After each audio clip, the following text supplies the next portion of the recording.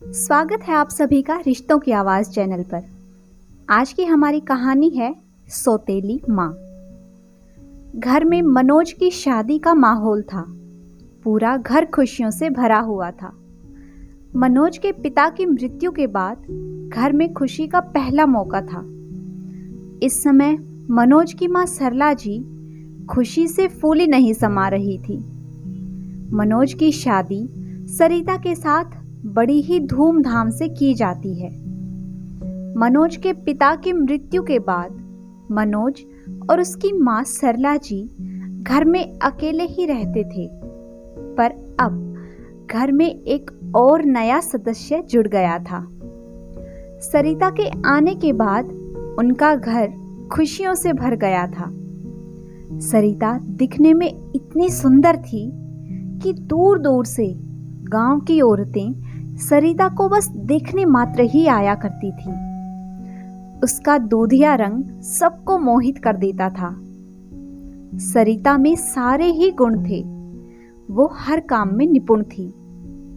सरिता और मनोज की शादी को 1 साल बीत गया था। सरिता ने सबको एक और खुशखबरी सुना दी। सरिता और मनोज को एक बेटी हुई। अब तो घर में मानो खुशियों ने अपना ठिकाना ही बना लिया था। और फिर उसके बाद मनोज और सरिता के यहाँ एक प्यारे से बेटे ने जन्म लिया। अब मनोज का परिवार पूरा हो चुका था। सरला जी, जिन्होंने अपनी सारी जिंदगी दुखों में काटी थी, वो अपना भरा पूरा परिवार देखकर बहुत खुश थी। पर इस प्यारे से घर को पता नहीं किसकी नजर लगी। सरिता को एक बीमारी ने ऐसा घेरा कि उसे अपने साथ ही ले गई। और फिर एक बार घर में दुख ने अपने पैर जमा लिए। अब पूरे परिवार पर दुख के बादल छा गए थे। जहां एक ओर सरिता के जाने का दुख, तो दूसरी ओर छोटे नन्हे मासूम बच्चों को संभालने की चिंता सरला जी को खाए जा रही थी। वो इसी सोच में थी कि अगर मैं मनोज की दूसरी शादी करती हूँ, पर जो लड़की आएगी, क्या वो एक बहू और माँ होने का फर्ज निभा पाएगी? लेकिन भगवान पर भरोसा करके माँ ने मनोज की दूसरी शादी मोनिका से करा दी। मोनिका एक सरल व्यक्तित्व की महिला थी। वो बेहद सादगी से रहती थी। मोनिका के सरल व्यक्तित्व ने सबका मन मोह लिया था। अब मनोज की माँ इस चिंता से मुक्त थी कि मोनिका मेरे बेटे मनोज के लिए एक अच्छी पत्नी साबित होगी, पर क्या वो एक अच्छी माँ भी बन पाएगी? ये उनके मन में अभी भी एक दुविधा मात्र ही थी। मोनिका दोनों बच्चों से भी बहुत प्यार करती थी। वो एक अच्छी पत्नी और एक अच्छी माँ साबित हुई। पर हमारे समाज की ये धारणा है कि सौतेली माँ कभी माँ नहीं बन सकती। इस बात को मोनिका ने अपने प्यार भरे स्वभाव से झूठा साबित कर दिया था। वो एक बहुत अच्छी माँ बनी। एक बार फिर घर में खुशियां आने वाली थी। शादी के कुछ महीनों बाद मोनिका मां बनने वाली थी। यह सुनकर सबके चेहरे के भाव ही बदल चुके थे। सरला जी को एक तरफ खुशी, तो दूसरी तरफ किसी चिंता का अंदेशा था। उनको इस बात की चिंता सताने लगी थी कि अपना बच्चा आने के बाद कहीं मोनिका का व्यवहार इन दोनों बच्चों के लिए बदल ना जाए। अब वो इन दोनों बच्चों को इतना प्यार नहीं कर पाएगी जितना वो अपने खुद के बच्चे को करेगी। मोनिका भी धीरे धीरे सबके मन की व्यथा को समझ गई थी। पर मोनिका दिल की बहुत अच्छी थी। उसने सारी बातें अपने मन में ही रखी, किसी से कोई सवाल नहीं किया। उसने मन ही मन सोचा कि मैं सभी के सामने बोलकर नहीं, अपने व्यवहार से साबित कर दूंगी कि ये दोनों बच्चे भी मेरे ही हैं। मोनिका उन दोनों बच्चों को इतना प्यार देती थी कि वो बच्चे भी मोनिका को अपनी माँ के रूप में अपनाने के लिए तैयार हो गए। उनके बीच का प्यार और अपनापन देखकर सबके मन बदल गए थे। कुछ महीनों बाद मोनिका ने एक बेटे को जन्म दिया। मोनिका ने कभी भी अपने तीनों बच्चों में कोई भेदभाव नहीं किया। ये मोनिका की अच्छाई ही थी कि वो तीनों को बराबर प्यार किया करती थी। धीरे धीरे समय आगे बढ़ता गया और बच्चे जवान हो गए। बेटी की शादी कर दी गई। बेटी की शादी के कुछ समय बाद दोनों बेटों की भी शादी कर दी गई।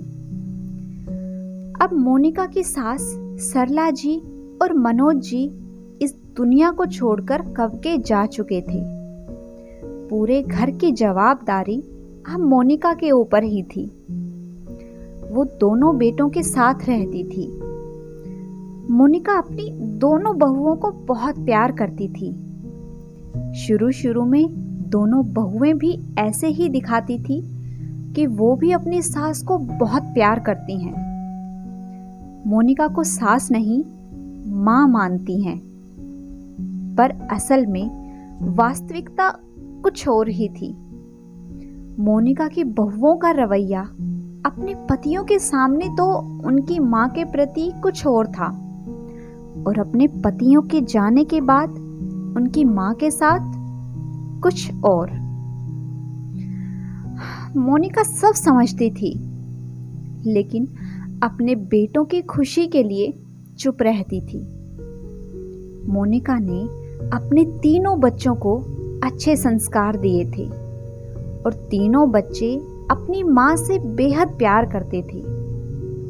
पर जाने कहां से उनकी दोनों बहुओं के मन में अपनी सास के लिए बहुत कड़वाहट आ चुकी थी, जिसमें बड़ी बहू सोचती,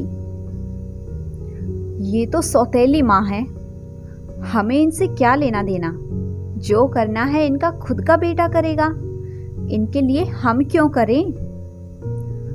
और वहीं दूसरी तरफ दूसरी बहू सोचती, मेरी सास अगर अपने बेटे से ज्यादा किसी और से ही प्यार करती हैं तो ठीक है, उन्हीं के पास रहें, मैं भी अब इनके लिए कुछ नहीं करूंगी। अगर इनको अपनी औलाद से ज्यादा किसी और की औलाद पर बड़ा प्यार आ रहा है तो ठीक है, उन्हीं के साथ जाकर रहें अब। पर मोनिका ये सब अपने बेटों को नहीं बताती थी और चुपचाप सब कुछ सहन करती जा रही थी। एक दिन मोनिका के घर में चोरी हुई तो चोरों से बचाव के लिए बेटों ने घर में कैमरे लगवा दिए और वहां की हर गतिविधि पर नजर रखने लगे। हर रोज की तरह दोनों अपने अपने ऑफिस चले गए। मोनिका की बहुओं को तो जैसे रोज की ही आदत थी अपनी सास के साथ बुरा व्यवहार करने की। अपने पतियों के जाते ही उन्होंने अपनी सास के साथ अपना बुरा व्यवहार अपना लिया था। जब मोनिका जी ने अपने लिए खाना मांगा तो बड़ी बहू ने उनको बाजू से पकड़कर रसोई में बर्तनों के ढेर के सामने खड़ा कर दिया और खुद डाइनिंग टेबल पर बैठकर फोन चलाने लगी। मोनिका जी ने जैसे तैसे करके बर्तन धो दिए और बहू के पास आकर उससे खाने के लिए कुछ मांगा तो बहू ने उन्हें नीचे बैठ जाने का इशारा किया और एक बर्तन में रूखी सूखी रोटी लाकर थाली उनके सामने पटक दी। मोनिका जी की आंखों में यह सब देखकर आंसू आ गए थे। जैसे ही बड़ी बहू वहां से गई तो छोटी बहू वहां आ चुकी थी। मोनिका जी चुपचाप वो खाना खाने की कोशिश कर रही थी। सूखी रोटी होने के कारण रोटी उनके गले में अटकने लगी तो उन्होंने छोटी बहू से चाय बनाने को कहा। छोटी बहू ने उनके बाल पकड़ लिए और बोली, तुझे तो अपने बेटे से ज्यादा प्यार इन सौतेलों से है ना? तो फिर मुझसे किस चीज की उम्मीद कर रही है? बुढ़िया मर क्यों नहीं जाती? सब पर बोझ बनी हुई है।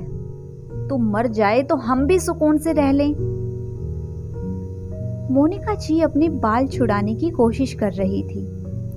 छोटी बहू उनको धक्का देते हुए वहां से उठ खड़ी हुई और अपने कमरे में चली गई। मोनिका जी चुपचाप अपने कमरे में आकर लेट गई। उनकी आंखों से आंसू सूखने का नाम ही नहीं ले रहे थे। मोनिका जी के बड़े बेटे ने जब यह सब देखा तो उसके पैरों तले की जमीन खिसक गई। उसने सारी बात अपने छोटे भाई को बताई। दोनों भाई परेशान और दुखी हो गए। उनको याद था कि उनकी माँ ने उनको कितने प्यार से पाला है। दोनों भाइयों ने अपनी अपनी पत्नियों को सबक सिखाने की सोची। दोनों ने अपने सास ससुर को फोन लगाया और बोले, आप दोनों बूढ़े हो चुके हो, क्यों सबके सिर पर बोझ बने हुए हो? आप दोनों दुनिया छोड़कर चले क्यों नहीं जाते? इतना कहकर वो दोनों फोन काट देते हैं। इस तरह की बातें सुनकर दोनों बहुओं के माता पिता गुस्से से लाल पीले हो जाते हैं और अपनी अपनी बेटियों के घर पहुंचते हैं। वहां जाकर सारी बात मोनिका जी को कह सुनाते हैं। मोनिका जी उनकी बातें सुनकर शर्मिंदा होती हैं और उनसे कहती हैं, अगर मेरे बेटों ने ऐसी हरकत की है तो मैं आपसे माफी मांगती हूँ। अभी वो दोनों ऑफिस से आने वाले हैं, आप यहीं रुकिए, मैं उनसे बात करूंगी। जैसे ही दोनों बेटे घर आए, मोनिका ने तेज आवाज में कहा,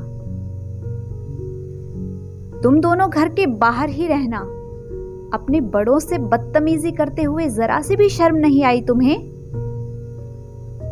दोनों बेटे हाथ जोड़कर खड़े हो जाते हैं और कहते हैं, माँ, हम दोनों भाई आपके दिए हुए संस्कार नहीं भूले हैं। हमें यह सब कुछ करने के लिए हमारी पत्नियों ने ही मजबूर किया है।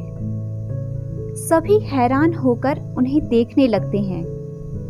फिर उन्होंने वो सब दिखाया जो पीछे से उनकी पत्नियां उनकी माँ के साथ करती थी। दोनों माँ के पैरों में गिरकर माफी मांगने लगे और बोले, माँ, हमें माफ कर देना, हमारी वजह से आपको इतना कुछ झेलना पड़ा। माँ, आप हमें बता भी तो सकती थी ना, फिर आपने हमें क्यों नहीं बताया? क्या एकदम से इतना पराया कर दिया आपने हमें? इतना कुछ झेला आपने और अपने बेटों को एक बार भी बताना जरूरी नहीं समझा? इस पर मोनिका ने कहा, नहीं बेटा, मुझे किसी से कोई शिकायत नहीं, और अच्छी ही बात है।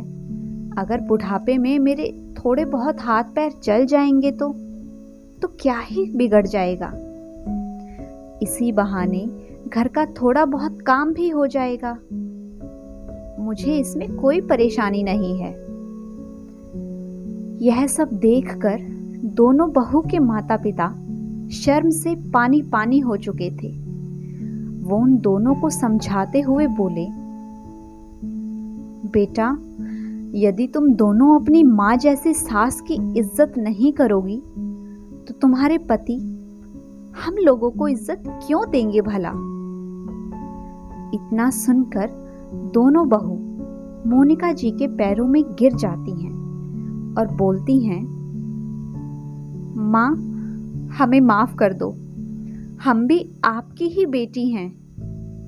हम मानते हैं कि हमने आपके साथ बहुत गलत व्यवहार किया है, पर यकीन माने माँ, आज के बाद आपको शिकायत का एक भी मौका नहीं मिलेगा। मोनिका दोनों बहू को गले से लगाकर बोलती है, कोई बात नहीं बेटा, गलती तो इंसानों से ही होती है ना, और गलतियों को माफ करना ही घर में खुशियां लाता है। मोनिका ने एक अच्छी माँ, एक अच्छी बहू और एक अच्छी सास बनकर इस समाज में एक मिसाल पेश की। उन्होंने समाज को बताया कि माँ कोई सौतेली या सगी माँ नहीं होती। माँ तो सिर्फ माँ होती है। माँ को सिर्फ अपने बच्चों को प्यार और ममता देना आता है। उसकी ममता कभी अपने बच्चों के लिए कम नहीं होती, फिर वो चाहे सौतेले हों या अपने। अगर आप सभी को आज की हमारी ये कहानी पसंद आई है तो वीडियो को लाइक कीजिए, शेयर कीजिए। साथ ही अगर आपने अभी तक मेरे चैनल को सब्सक्राइब नहीं किया है तो जल्दी से चैनल को सब्सक्राइब कर लें। Thanks for watching.